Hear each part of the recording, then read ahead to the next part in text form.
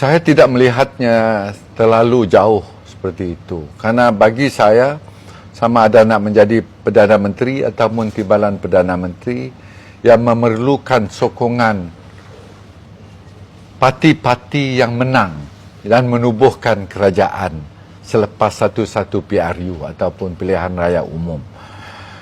Apa yang cukup menarik dan memberi kesyukuran kepada saya adalah pandangan yang baru-baru ini kita mendengar Perdana Menteri dan lain-lain parti dalam kerajaan telah bersetuju dan akur bahawa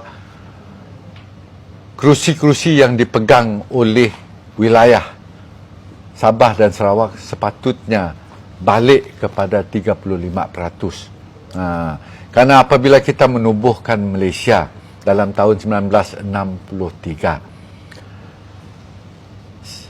3 wilayah yang telah bergabung bersama-sama dengan Malaya, jumlah kerusi yang dipegang oleh mereka adalah lebih kurang 35%. Dan apabila Singapura telah dikeluarkan, kerusi yang dipegang oleh Singapura telah diambil oleh Malaya. Dan sebab itulah jumlah kota, percentage dalam parlimen Sabah dan Sarawak hanya tinggal 25%. Ada pentingnya sini. Kalau kita bukan seorang pelajar undang-undang ataupun seorang graduan undang-undang, mungkin kita tidak faham apa bezanya, apa pentingnya 25%, 35% ini. Karena kalau kita lihat dalam perlembagaan Malaysia, untuk kita meminda fasal-fasal, artikel dalam perlembagaan Malaysia itu, ada beberapa artikel yang boleh dipindah dengan hanya 50% vote. Ada yang memerlukan pindaan sekurang-kurangnya 2/3 ahli-ahli parlimen. 2/3. That means 2/3. 2/3. Ada yang memerlukan 2/3 majority vote plus consent of Conference of Rulers. Ada yang memerlukan 2/3 dan seterusnya consent of Sabah dan Sarawak. Sekiranya perkara-perkara itu adalah berkenaan dengan hak-hak orang Melayu, hak-hak agama Sabah Sarawak yang memerlukan, kalau hak orang Melayu memerlukan pindaan plus persetujuan daripada Conference of Rulers. Mereka yang menjaga hak-hak orang Melayu. Untuk Sabah dan Sarawak yang memerlukan kerajaan negeri Sabah dan Sarawak bersetuju. Tapi sebelum itu 2/3 mesti dapat. Sebab itulah 35% itu penting. 35% berartinya 1/3. That is a special safeguard. A special safeguard to protect the rights of Sabah and Sarawak.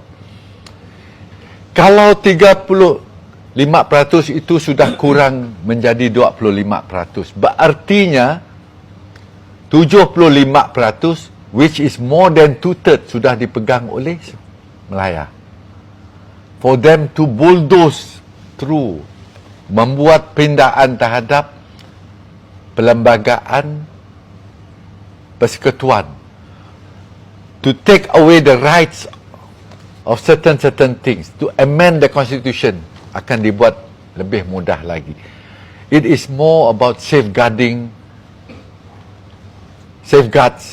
the rights of Sabah dan Sarawak. Sebab itu kita berkeras. Sebab itu juga apabila Malaysia hendak ditubuhkan dalam IGC, dalam perundingan, kenapa ada 2/3 dengan 1/3? Why do you have that 35%, which comprise Sabah, Sarawak and Singapore? It is to protect the rights of these 3 regions. So that is the reason why apabila Singapura keluar, kerusi yang dipegang, kota yang dipegang oleh Singapura itu patutnya diberi kepada Sabah dan Sarawak supaya kota 1/3 itu masih kekal. Masih kekal. Walaupun ada pandangan-pandangan daripada penganalisa politik akademik yang mengatakan tidak ada tampak 2/3. It is not spelled out openly. Tapi kalau kita baca daripada perundingan, penyata-penyata dalam IGC, dalam MA63 dan juga dalam Perlembagaan Malaysia, dari situ kita dapat melihat bahawa kenapa ada 2/3 ini.